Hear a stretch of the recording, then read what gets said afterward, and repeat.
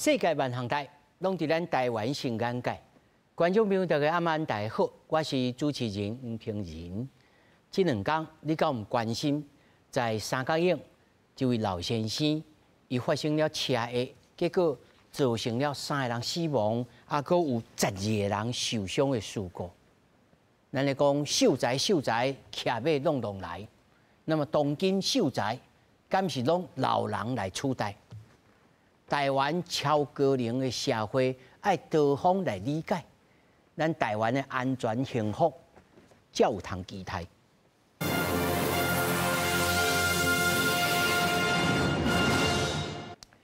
首先紹介現場的來賓，頭一位消基會董事兼交通委員會召集人李克聰，大家好。那麼第二位退休交通員警趙明錦，各位觀眾朋友大家好。那麼第3位是台灣交通安全協會副理事長林志學，各位觀眾朋友大家好。那麼第4位是日本觀察家胡哲橋，各位觀眾朋友大家好。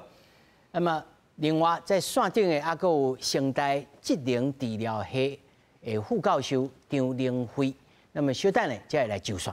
首先，咱就來關心台灣，即馬目前已經是超高齡的社會，老大人換駕照的機制最近有真濟討論。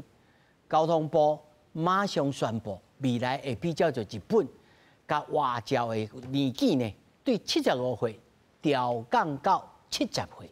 交通部長陳世凱表示，未來要使用更加科學的方式來檢驗老大人駕駛的能力。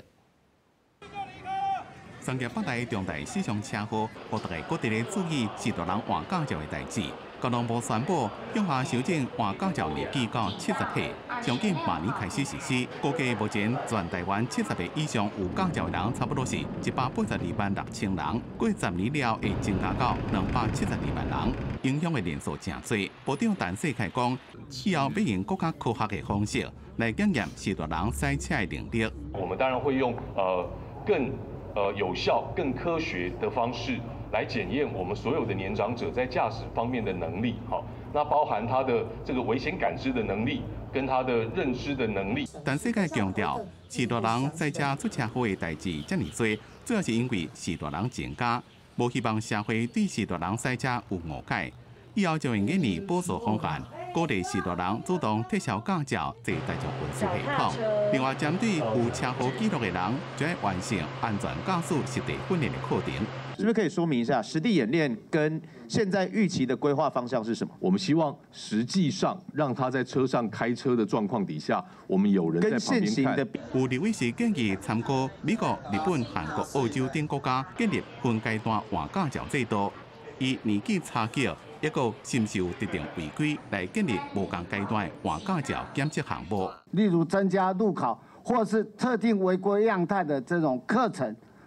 部長簡單說明一下。報告委員，這個部分我們確實應該分階段啦，好，那這個部分細部的細則，以委員這個建議，哈，我們在3個月之後會來提出來。因為換駕照2人的年限原本是定3年，但世界講以後將會諮詢醫學單位，討論用年紀來分期，結果做出完整的規範。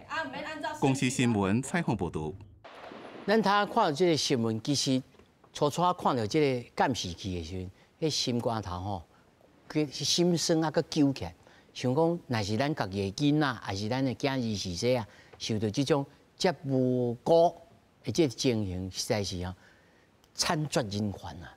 不過，即擺來看，交通部要做的代志是講，要下降到70歲，這頭一個；第二個，要體測增加到危險感知啦、感知啦，吼啊，司機愛留力。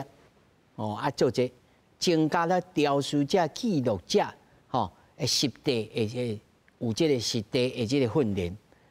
但是伊嘛講哦，伊講無完全會針對講，唔是講敢若針對着這是大人、老大人安尼，一般人。但是這個作業敢有法度真正落實啊？治本的方式是啥物？我要先請教李老師。李老師，你講目前應該馬上做。會當看到效果是啥物物件？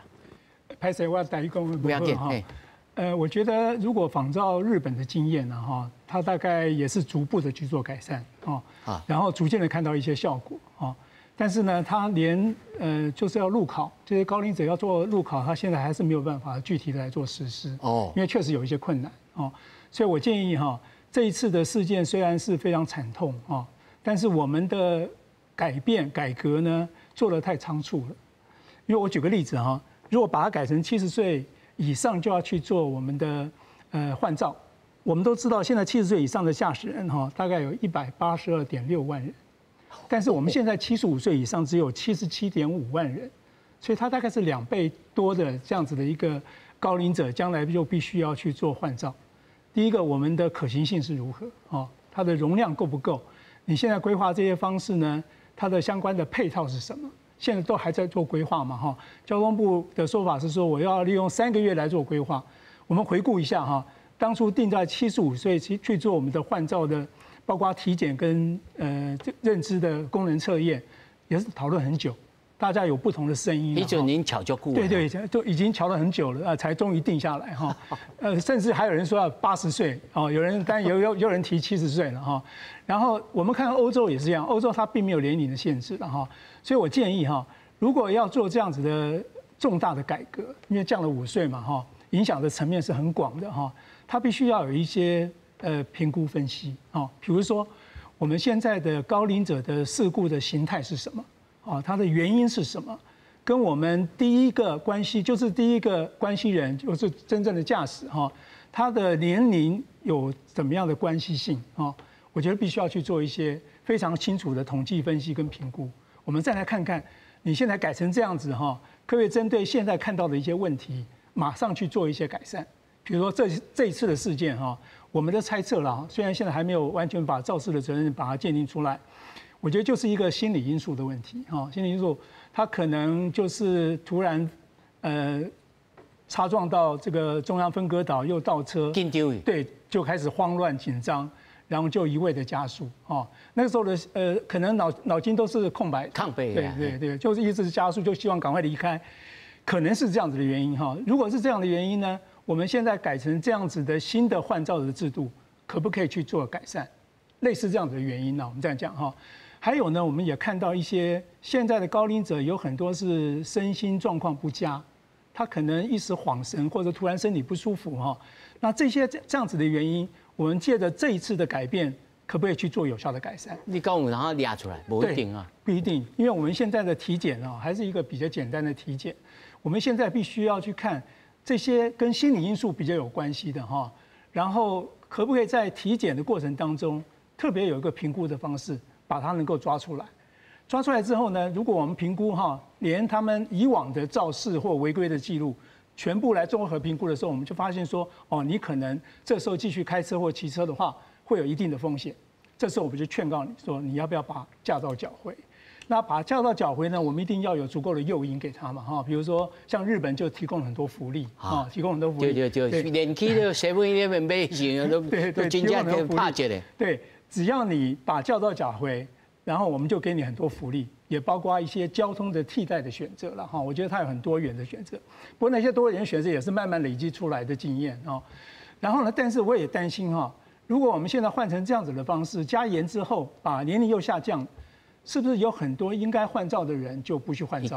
对，他就不去，他换景我还是照样开车，对我还是照样开车啊。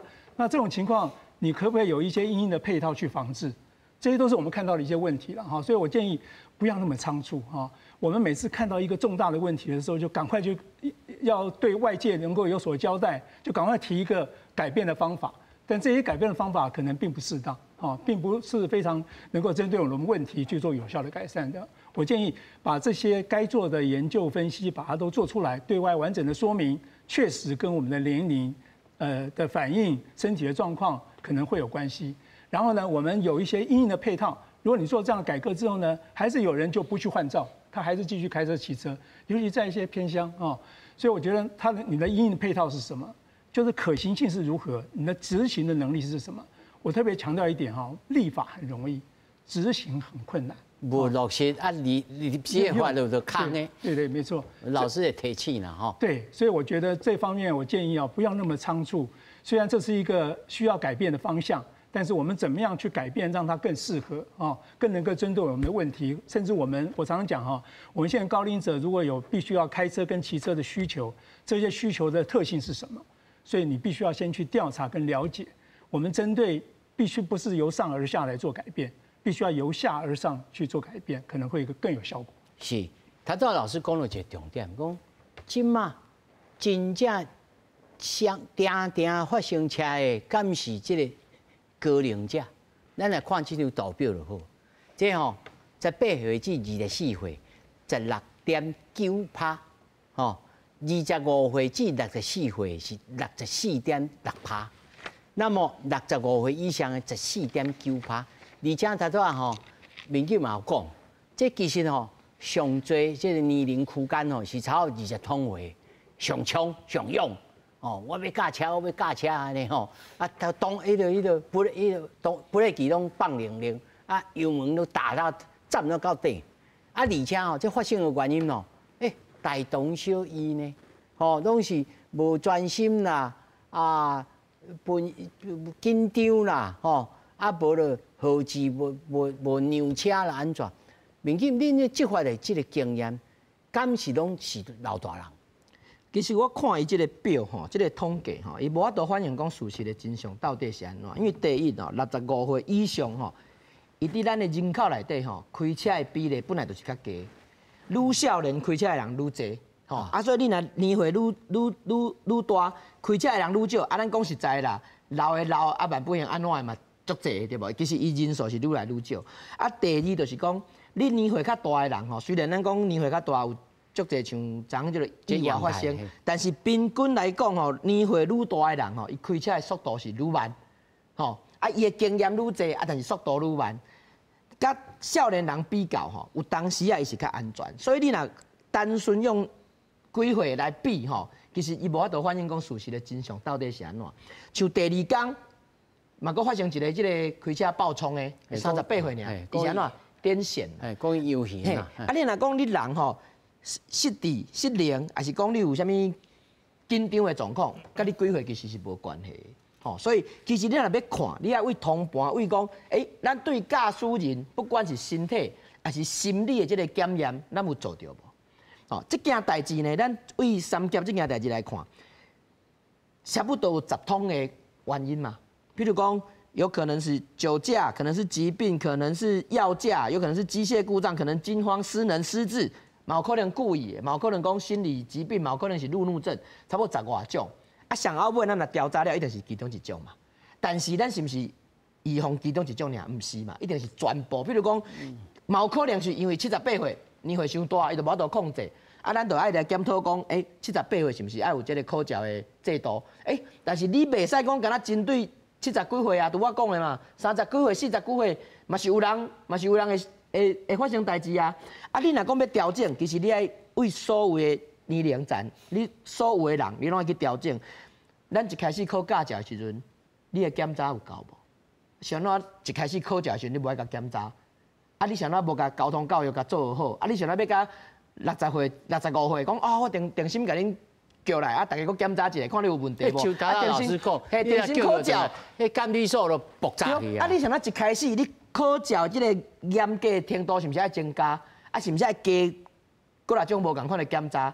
搁中午，比如讲你若考驾照了，咱即马在座的考驾照，头一届考驾照，到即马过偌济年啊？规个法律已经改了啊！有没有40年啊？过去的13年咱台湾的交通的法律改26遍，一年改2遍。平均一年改2遍，即摆迄个交通的法律，甲你当初时考的时阵已经完全无共款啊！你捌看过无？唔捌。莫讲一般讲啊，我头累累。莫讲一般的民众，以前阮伫交通队做同事嘛，安尼啊，查落来要甲开单一掀2个月前改过，即摆这袂使发啦！你紧走紧走。交通警察法律改甲家己拢袂赴去学呢，嘛是有即个情形。咱是毋是过几冬？咱是毋是等来爱学？你讲做医生、做律师是毋是？一年爱20个小时的什么研修时数，你还在继续做嘛？你开车上咱唔免，啊，你想那唔免讲，你30岁时、40岁还是50岁来检查你的视觉反应、你的听力反应、你的肌耐力反应敢有够？有的人40几岁，伊目睭都无好啊呢，啊继续开到80岁，你讲敢合理？啊，有的人60岁，伊无能身体足好的啊。啊，其实咱中这个阶段，甲真正高龄的这个阶段，其实咱伫中间拢足侪代志通啊做的啦。是哦，这听起来吼，第一，这唔那是超高龄社会的问题，但是唔係是超高龄社会的问题。安怎讲？因为吼，我像阮这样的60岁的人啊，吼，刷落来要过5档啦，大概就差65岁啊啦。迄阵时吼，免讲迄阵时啦，那即摆暗时赛车的时候，咱就慢真调哦，无亲像以前少年的时阵哦，咱就知影讲哦，这刷落来，大家个拢变老大人啊啦，啊，这马上要面对呢，啊，但是我坦白讲，我即摆驾照毋捌换过，我嘛毋知影即摆发生变做啥物，哦，啊，这敢是我的毋对，敢若也是我的毋对啦。哦啊，但是监律所敢有甲我通知？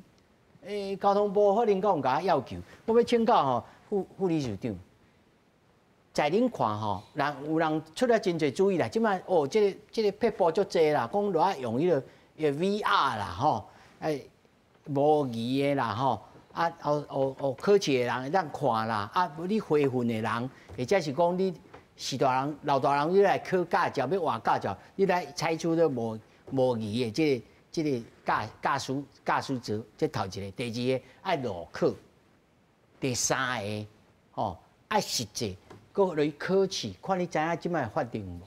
这敢做会到？头拄大家来宾讲的拢真有道理啦吼。其实基本盘就是讲咱较早换照这个制度吼，怎讲汰掉，所以造成讲吼，今日足侪问题安尼一直加起。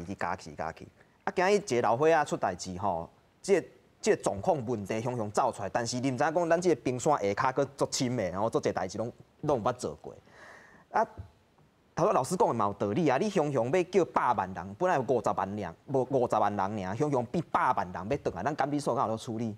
可能站袂调嘛，啊站袂调，你雄变100万人转来的时阵，咱今日要来人要增加，啊要增加的时阵好，安尼敢袂使讲咱尽量利用咱有限的人来。或是讲做较简单的，像讲咱理事长若去日本，伊日本驾驶啊，伊若换日本爱换3档一换，5档一换，伊基本的啊若换基本就5档一换，啊基本3档一换，啊3档一换，上无你爱啥，上无你嘛是爱去用听者，啊坐者听者，啊摕一本新的，迄本新的摕入来就是讲啊，这3档内底日本的即个交通法律改啥物件，上无即本你会当3档来慢慢看。啊，咱即摆是完全拢无做嘛，啥物拢无做嘛，所以基本的毋知，啊人有变化嘛毋知，啊有违规的习惯无好的，咱嘛掠袂出来，所以安尼接出一个问题，啊今日逼一空，啊其实他创出的问题，这是无毋对啊。若是讲即摆要叫恁来呼吁，以协会的这个立场吼，要来呼吁，啥物物件爱头一言爱先做，是针对着老大人吗？还是讲一体适用？啊，处理什么代志？啊，而且也有可行性哦，是什么代志？其实咱一直咧观察吼，都是自因早啦，咱协会还未起来进前，咱就已经观察到，就是讲，咱较早选举吼，就做爱讲吼，啊，咱即摆驾驶吼，用互你简单的，换较紧的，吼，用简单的，所以就一寡制度开始汰掉。对，啊，做爱汰掉，啊，所以吼，咱啊无，咱较早做过代志先将人报起来，基本的换，因为较早换照去用汰掉，就是讲啊，我得200块换一张纸来，你也无甲我创啥，啊，都硬性甲汰掉都无啊嘛。啊无，咱即摆上大先为这开始做。啊，你简单来遮，我甲你看嘛，骹手会当叮当无，目睭有看无，有白内障无，啊，你血压有悬无，啊，你骹手有感觉无，啊，毋通讲安尼要打动，打甲油门打打动，对毋对？这基本的。啊，你骹手安尼有正常无？啊搁来，啊，就基本的啊，你来，啊，你有钱互我上无印一本册互你，亲像一本安尼上基本的，即本的咱3顿去看。啊你坐咧，也是讲咱即摆网络做者影片，通去看，啊无即个网址互你点者，即个 QR code 互你扫者，啊你顿下会去看，啊做一个问卷回馈，互我做一个业绩的，安尼拜托。上无这无毋免开啥物人的啊，你着钱落去，啊叫包商甲你做的，啊这大家手机点的有代志，这毋免开啥物钱的代志，敢会当先做？吼啊这少年的参加，老岁仔人嘛做伙参加嘛，安尼你就看免讲啊，咱针对老岁仔人安怎拄安怎吼，无这基本的咱来做，啊，感觉是袂歹啊。对遮开始做起，啊，而且法令爱，譬如讲3个月唔通较急，我想伫法的过程嘛，一定是会大家讲来讲去啦，无法简单。咱来采取吼，看日本人安怎做。我就讲你。但是我嘛常常看到日本人嘛有迄个，因为日本的超高龄社会比咱较老啊。是。哦，因为学习上冲的嘛是，不行嘛听到啊。是。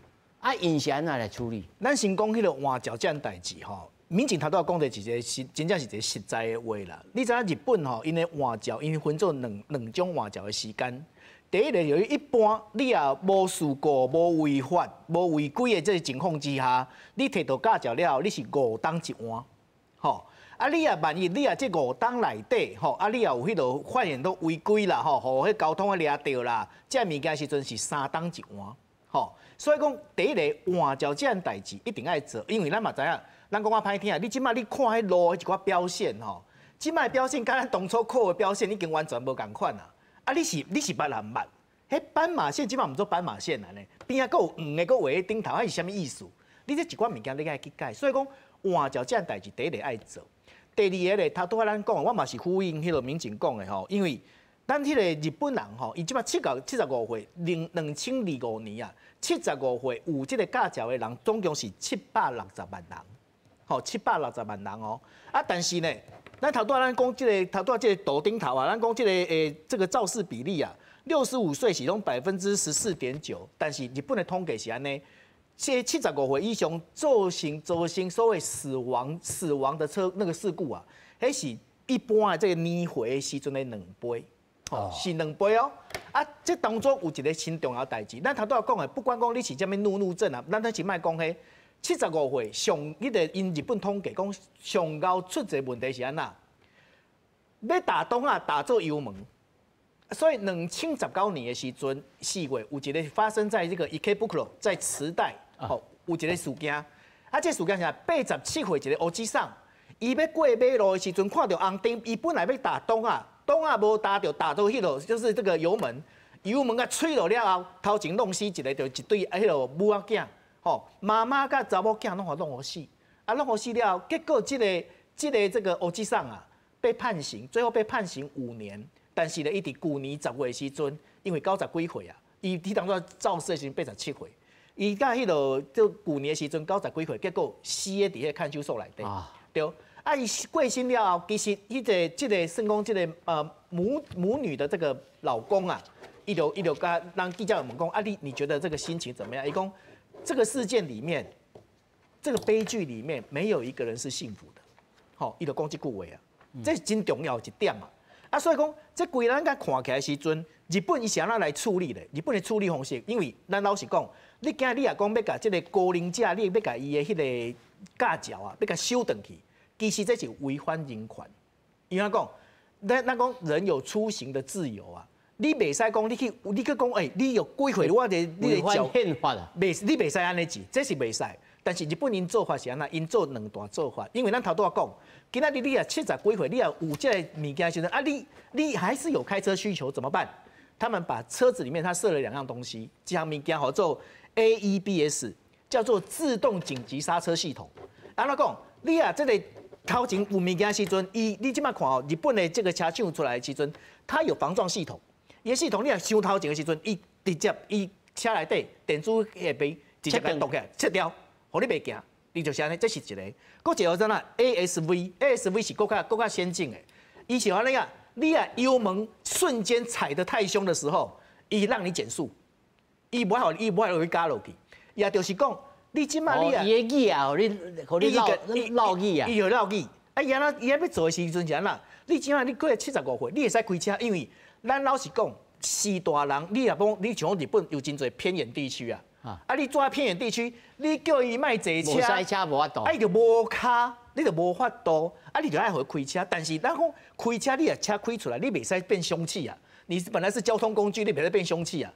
那不能变凶器的时候，伊规矩讲，我为了不限制你的自由啊，不限制你的自由，所以讲我车内底我加几个装置，第一个就是头拄讲，伊 AEDS， 第二个就是 ASV， 我两个加入去了后，今日你也开车。是政府补助还是伊爱开？政府补助车厂。哦。政府补助车厂去安装这个啊，你也过到你的年岁到70几岁了后，你也要开车，你就才有这两个装置。你也无这两个装置，你就袂行，就是安尼。啊，所以讲。这就变成安那？你从物理上啊，甲你的这个，你包括你讲你去验照、换照的时阵，两个做伙行。所以讲，他拄啊，咱讲迄个就是李召集人伊讲的嘛是有道理。就讲你即马形容讲，我几岁我切等啊，你无去究竟伊的原因的时阵，这袂使，因为咱即马讲台湾即马甲日本共款，进入所谓的超高龄的一个社会啊。你也进到这个社会内底的时阵，你也无去。帮这老大人、这时大人去想讲，啊，你要安怎行？这是一个真大的问题。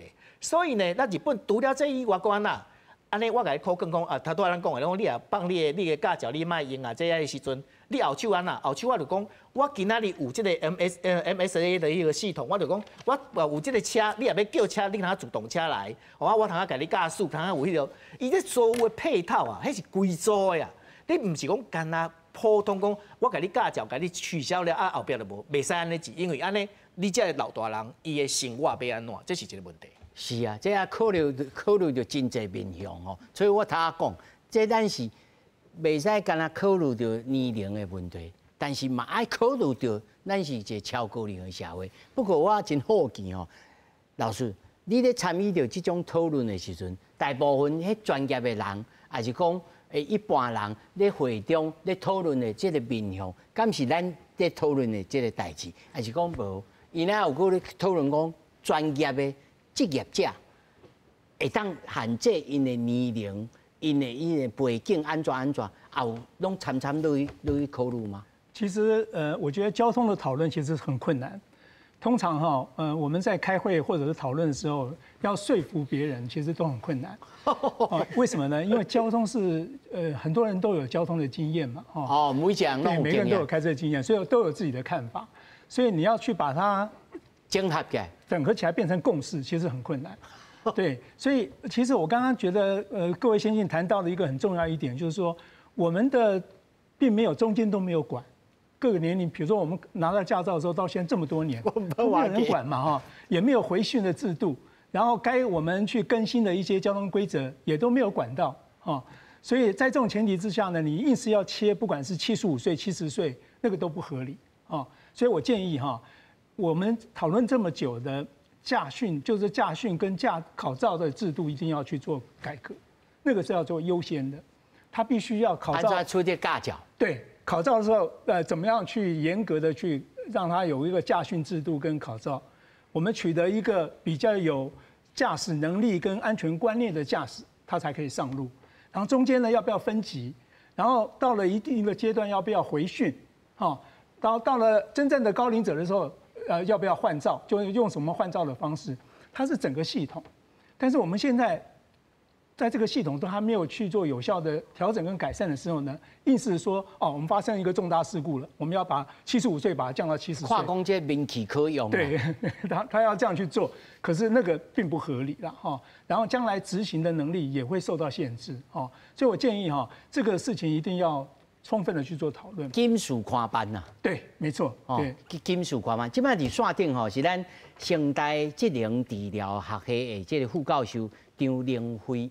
张教授，你好。嘿，教授我甲你请教一下因为我定下咧想讲这项代志有也许是歹人变老，也有迄个本队是歹人，伊就袂晓驶变老去，嘛有迄个老人变歹，有的本队就是袂晓驶车，但是就身体部分来讲，对恁的专业来看譬如讲，咱平常时，咱时大人要出去赛车，还是咱厝里人要出去赛车，咱要安怎观察讲，伊平常时即摆伊举伫哪会拽，还是讲伊什么物件、什么动作、什么眼神，咱来判断讲，咱甲考劝一下。你最近唔通赛车，去看一下先生，安怎来判断？就恁的专业经验。谢谢啊，我台语讲了就歹所以我不要紧，你请讲。我刚刚也都非常同意刚刚各位先进所讲的哈，就是我觉得年龄一定不是一个唯一，年龄应该不是作为筛检或者决定他开车能力的一个因素。那我们怎么样观察身边的人，他驾驶上可能会有问题哈？我之前有做一个研究轻度认知障碍的长辈，那我观察他们在开车的时候会出现什么问题？还有国外也有很多文献，比如说他开车对交通号志比较注意不到哈，然后他没有办法维持中线哈，也两条线哪里都歪来歪去，对不对哈？或者是转换车道的时候会有问题，这个都是会影响的哈。那我们刚刚提到说年龄的话，我怎么样跟长辈去讨论这个议题呢？哈，我自己在咨询的经验里面哈，我可以说，因为老人很多种，有些老人他身体非常棒，像现在的市状率，你看好多80、90岁、上100岁的老人身体状况很好啊，有些老人就退化得很快。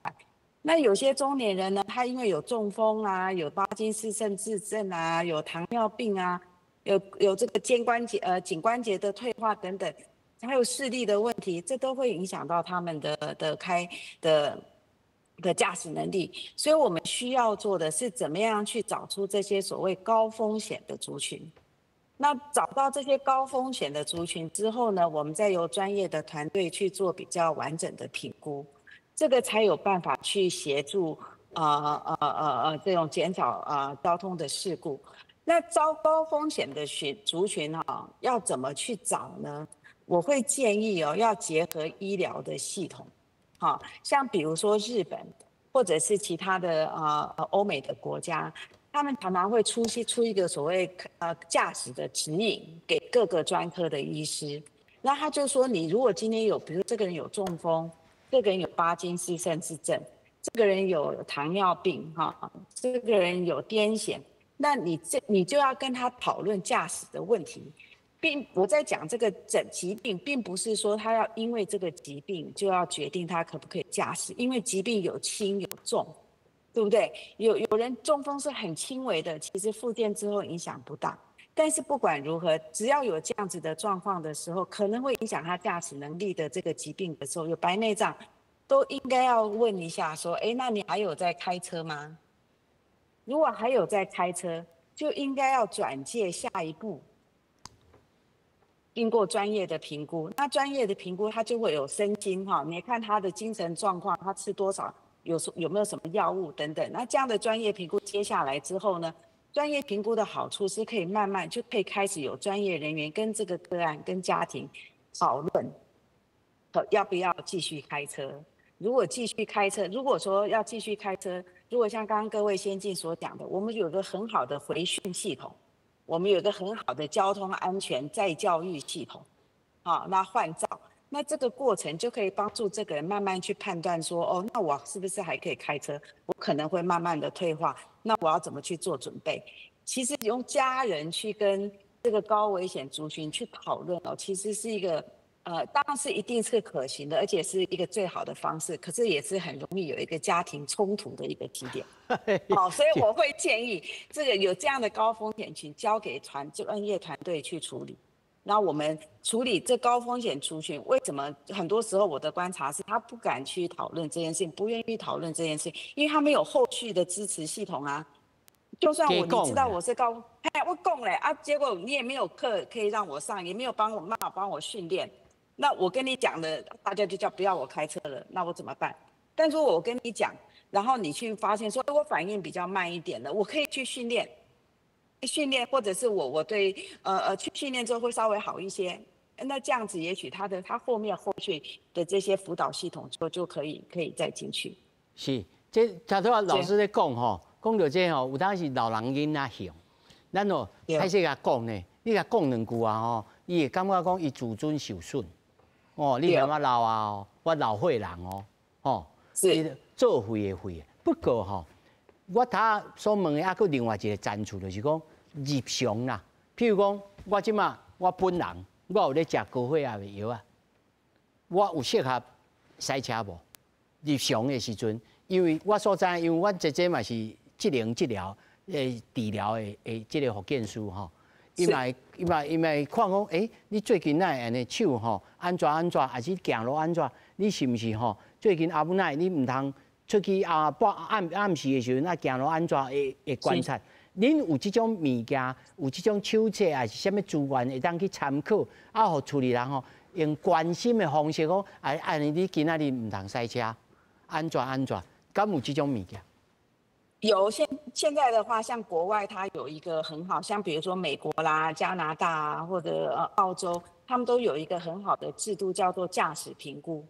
好，那这个驾驶评估就是，如果那它评估会评估很多哦，好像刚刚大家所讲到的哈，身心的状况啊、认知的功能啊、哈，他的这个身体的协调啊等等之类的哈。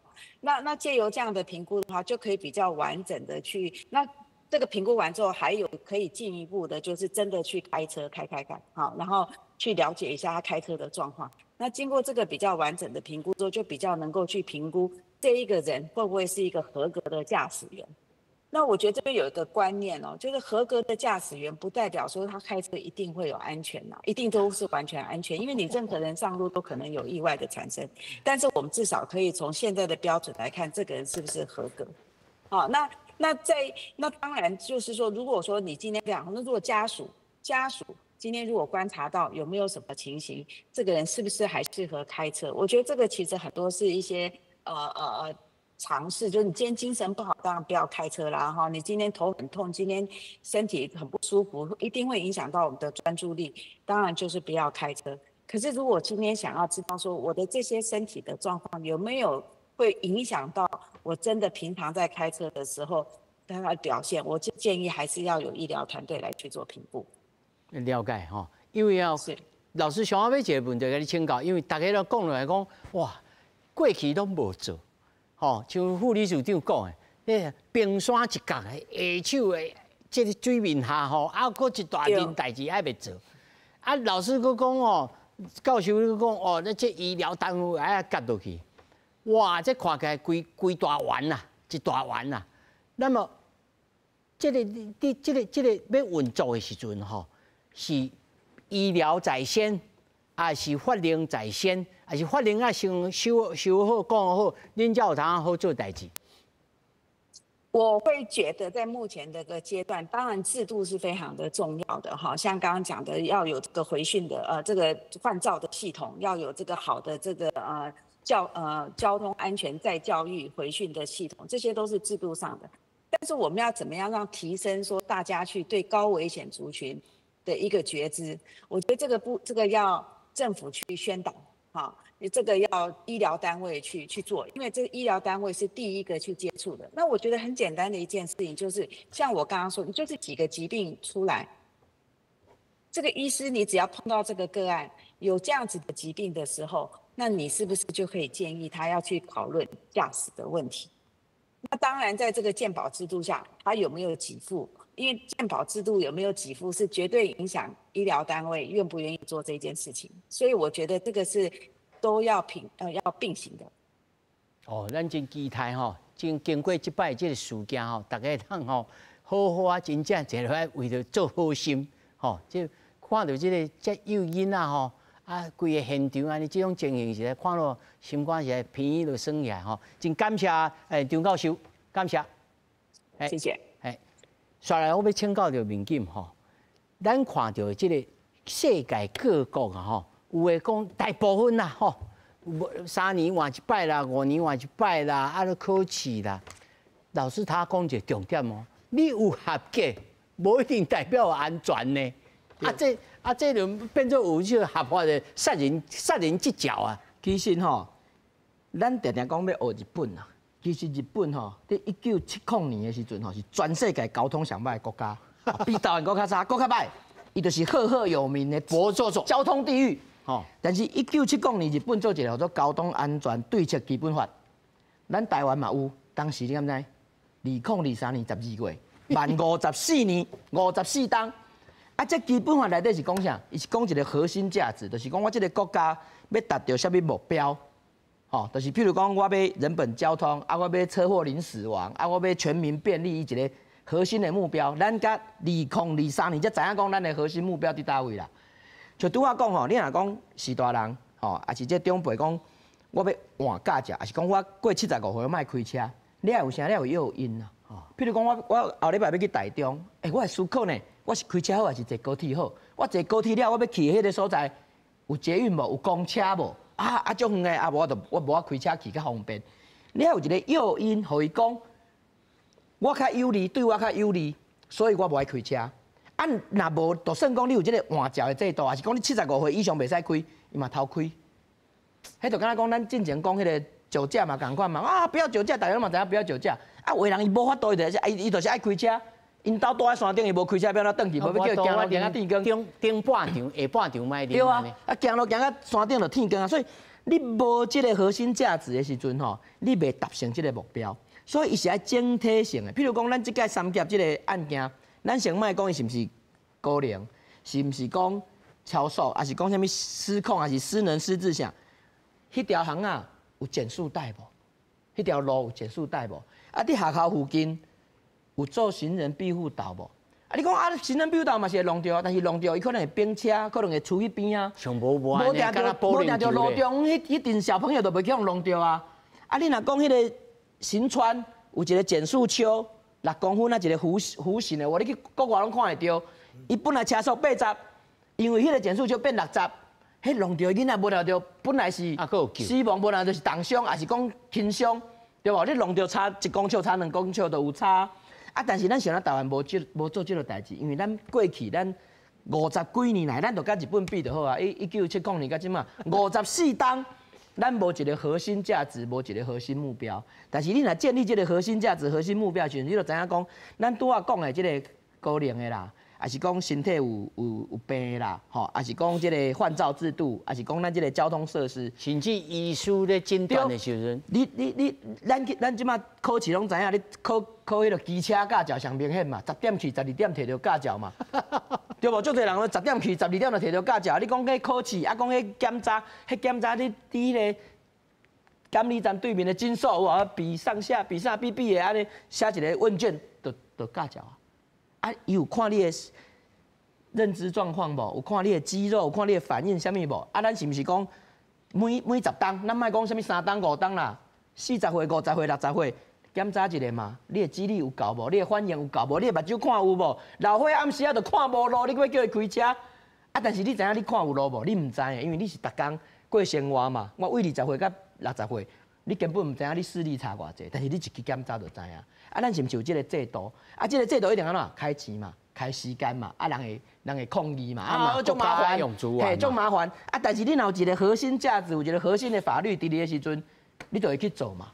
因为你有这个法律规定爱去做嘛，咱常常讲法律先行啊，你若法律定了好，你就爱落去做。咱即马是无一个核心的目标，这个核心目标我就讲2023年12月才想到啊，才拄想到呢。你讲迄个基本法发布了，敢有交转？其实吼，伊内底迄个方向是对的，但是我就讲，咱年外尔，咱还未开始做嘛，但是咱来照迄个法律来做嘛。比如讲，伊内底讲。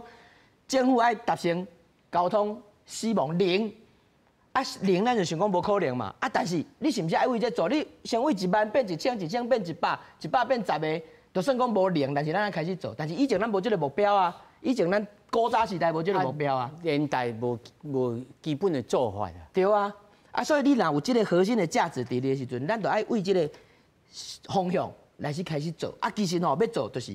爱做全套的啦，比如讲教育啦、考照啦、换照啦，拄仔咱讲的这路边的交通的设施，像顶礼拜咱大家伫查啥？伫查高雄有一条路，讲迄个人行道比车道较宽。其实迄个才是标准的设计，是安怎？因为伊迄个人行道比车道较宽，伊个弯弯翘翘，你开车的时阵你就自动袂超速，你是安怎？歹势嘛。你若伫迄个人足济所在，迄个路其实是自动减速。搁有咱的学校吼，即届发生即个代志，咱学校大门，搁迄落放学的时阵拢放伫大马路口。你去看日本，因拢伫巷仔底，是安怎？巷仔底，互囡仔出来分散了才是安全的。咱就是安怎要方便嘛？我家长要开车去载囡仔，停并排2排3排。学校吼，牙膏吼应该爱大将至正。对，啊，大门口、大马路，啊，家长两三排并排伫遐接囡仔，这个所在哪会安全？你得以阮的交通的专业一看，这个地方是最不安全的地方。你个人吼，咱免讲什么学校啦，咱讲天母啊吼，天母迄学校吼，迄若是差不多4、5点啊，吼，迄车吼，迄比高级的啊，吼，美林的啦，哦，啥物啦，啊，就并排啦，啥物啊接囡仔啦，啊，就交通就阻碍啦，啊，就发生的纠纷啦。我要请教着这个副理事长吼，咱咧做这个交通安全协会吼，咱咧倡议讲哦，这个爱做，迄个爱做，迄个爱做，迄个爱做。但是我感觉，咱整个台湾社会当中，哦，即摆慢慢大家拢知影讲哦，行人上大，但是驾驶人，敢若知影讲伊上大，毋知影讲我实际行为要安怎对着人爱尊重。伊敢若我坐驾驶座的时阵，我就毋是迄个人。咱爱安怎思考啊？即摆开始吼，每一个人拢有即个概念伫。其实这伫过去吼，算说讲咱交通教育的时阵吼，一点一直拢讲袂清楚，就是讲，因为咱好似讲咱到路口啊烧让嘛，啊啥人让啥人嘛吼。其实伫原始的即个想法内底吼，是安怎有即个规矩出来？伊是规矩是落伫讲倒一条路较大啦，吼。好似讲你若边仔这巷仔出来。啊边啊，这大路，你巷仔比大路搁较细条啊，所以你一定是大路的先啊。啊，若讲人，你这人行道这人咧行的，所以伊就比车道搁较先嘛。所以但是咱无讲这个基本的道理，咱平常时是讲啊看啥人较大，但是伊是咧比讲看车大小，对，但是拢唔对，是比倒一条路较大，所以伊英文是写 right of way。这算说讲，咱这个道路的本身，不管你是车道，还是人行道，还是讲新川线，不管你是啥物道，伊管理是这个道路伊的管理的关键。所以才造成讲，伊今日较早咱无讲嘛，啊，你着车较大只，较阿爸，啊，你汽车让拖拉库，啊，人才过来让汽车，啊，着看啥人较大只，较阿爸，咱来用闪的，这都毋对。第一个，咱就是爱看涂骹，看讲你这环境是安怎设定的，啊，过来看讲啊，啥人爱让啥人，啊，但是咱都无讲，咱就照古早安尼吼，无来防御驾驶，大家防御行走，大家家己闪，啊，这到尾吼，积非成是，啊，到尾就是讲咱即摆开始观念要改，亲像发生车祸迄位，人行伫迄新川线顶管啊，啊，你车看到你爱让人嘛，但是即摆台开始讲啊，你。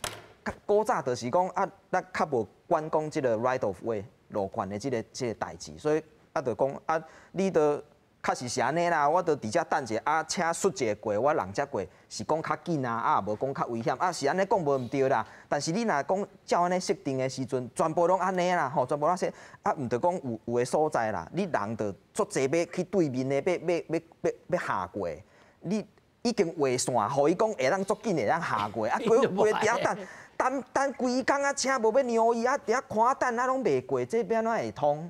啊嘛有倒柄的啊，倒柄的是讲啊，有迄庄卡所在，着拢车人较少的，啊，所以伊无话啊，人嘛爱过啊，人嘛爱过，咱嘛无做庇护导护翁，啊，所以咱讲山林迄石虎路沙嘛，迄人嘛会路沙啊，迄其实是人的路沙，迄着拄亲像我伫迄个新竹遐嘛捌去人处理过，就是咱就是对咧带山骹。啊，要去溪边种菜，啊，逐工安尼过，啊，迄路大条庄卡路啊，啊，庄卡路啊，就无啥物人要过嘛，啊，嘛无可能共插青阳灯，但是你中上无你做一个庇护道会晓用过，啊，中会当小可等者吼，较袂讲啊一群啊要安尼青狂要冲过，啊，车后壁看，车内啊看迄卖力啊怎啊落去，上无你插一个庇护道互人，啊，人到中会当小等者，小看一，咱一概看一边就好啊嘛，啊，你路顶甲人小照者，人伫遐慢慢过，但是咱。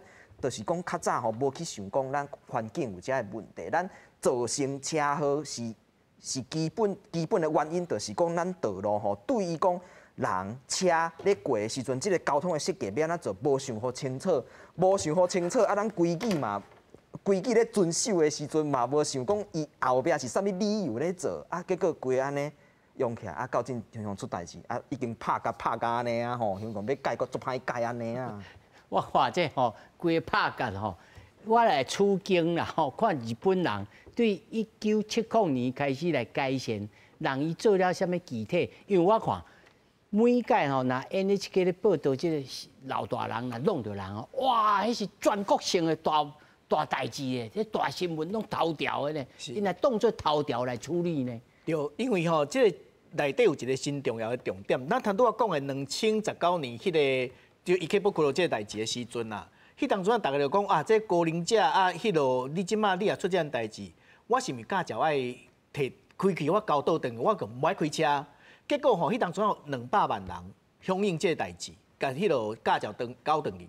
其中有一个吼，今年才62岁哦，迄人恁大家拢熟悉，迄个做迄个寂寞的美食家，迄个宋崇峰啊，吼，伊就甲迄个驾照伊嘛交转去，因为吼，我感觉这规个合起来，其实咱不管是讲咱即马讲即个设计即个道路的设计啦，还是讲那我头拄仔讲的车的即个一寡安全装置啦，吼，包括这所有东西内底有一个重点。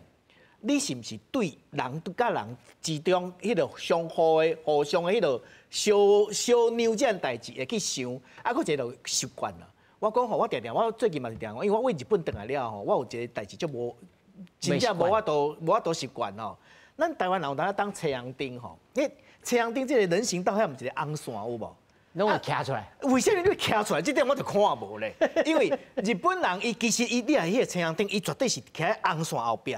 啊，因为你有当时你知影，迄个车要过弯吼，有当时伊会搞着，切西瓜啦。嘿啊，伊有当时搞着，所以讲有当时我感觉吼，你袂使讲甲检讨讲开车的人，有当时咱行路的人，咱家己摆爱去想讲交通即个法则是安怎要安尼规定。咱讲歹听，你今日会使卖徛去迄落斑马线，敢有遮尔急？你加徛出去，敢有较急？吼，这一寡部分，我感觉讲人的自觉啊，这件代志真重要。你也无这自觉吼，其实交通国家安怎创吼，嘛是袂行。是啊，因为我上下要请李老师吼来做一个小小的结论啊。因为看起来吼，哇，台湾的交通实在是60年的这个重病啦，吼。我咧想讲啊，过去的这个交通部还是讲交通的相关的人士是拢咧好食困吗？难道拢无做代志吗？但是即马看起来真侪资源。爱看爱注意这细节，足济啊！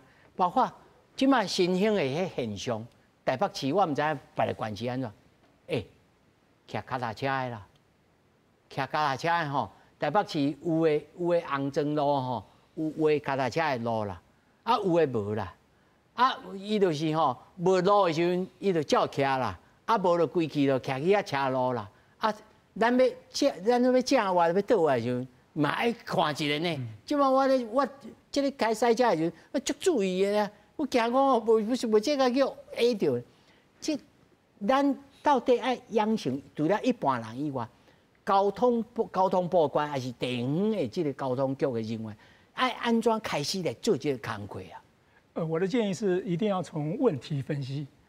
我们现在的很多的改善的方法都是治标不治本。刚刚您讲到的那个。各个运具的路权哈，我们一定要从整个路权的规划去做有系统的规划。那现在自行车它的路权就模糊不清，它有时候跟人行道并用嘛哈，所以我们现在有很多高龄者呢，走在人行道上面也很害怕，因为他可能很害怕一个后面的自行车骑得很快，正面也有自行车骑得很快过来。伊嘛有可能行你遐啊，咱是要甲亮，还是唔甲亮？对，那么真歹势呢？对，所以这就是说，我们可能要从根本去改善它的问题啦。像刚刚张教授讲的，我导师有个建议了哈，他刚建议说要跟医疗系统结合嘛哈。我们有一个很好用的一个系统叫社会安全网，这是卫福部经过行政院7年前核定要建制的。交通部可以跟卫福部结合，利用社会安全网去调查分析高龄者已经到了一定的年龄，他已经不适合开车骑车，还在开车骑车的人，他的状况是如何？但是这有涉及到这个个资，伊会破病，或这个身体状况，或这个涉到。对，可是我们是从关怀的方式去了解，让他知道说，刚刚医疗系统也可以介入嘛，哈，我们是协助关怀，他们通常都愿意接受。然后我们如果调查之后呢，他还是勉强开车骑车，我们就介入，对，就介入，然后劝导他说，哦，你已经很危险了，医疗系统也这时候也要进来。正好可以把它结合了。刚刚您讲说这么大的系统要怎么去做嘛哈，我们就可以利用现在的社会安全网的这样的系统，把医疗跟我们交通的一些社区的管理把它结合起来。那我们叫做社区的安全网，利用这种方式呢，去关怀我们的高龄者危险这个交通行为的情况，我们应该怎么样去做调整？是，民警想要1分钟。哦，我是感觉讲吼，咱一定台湾迄一个目标啦，咱袂使讲吼，就是讲，我一定要追求效率，吼，还是讲我一定要符合所有的民意，其实要一个很有魄力的人去改变我们台湾的一个核心的交通价值啦。为这个所在吼，你若核心改，其他的物件拢改，无你呢，再做一个设施，做一个设施，你再出车祸，我再改这个路口，其实这拢是，唔是治标无治本啊，头痛医脚，脚痛医头。我刚刚看吼，我所在这台北市吼，迄交通号志都不统一啦。对。啊，有当时这会使，有当时这袂使啊。我徛遐，唔知要安怎庇护岛一个路口4个方向做无4个无共款的，无共款年代啦。哦，好，感谢四位，谢谢。我在讲那个复兴仁爱，它4个方向的庇护岛做的形式是不一样。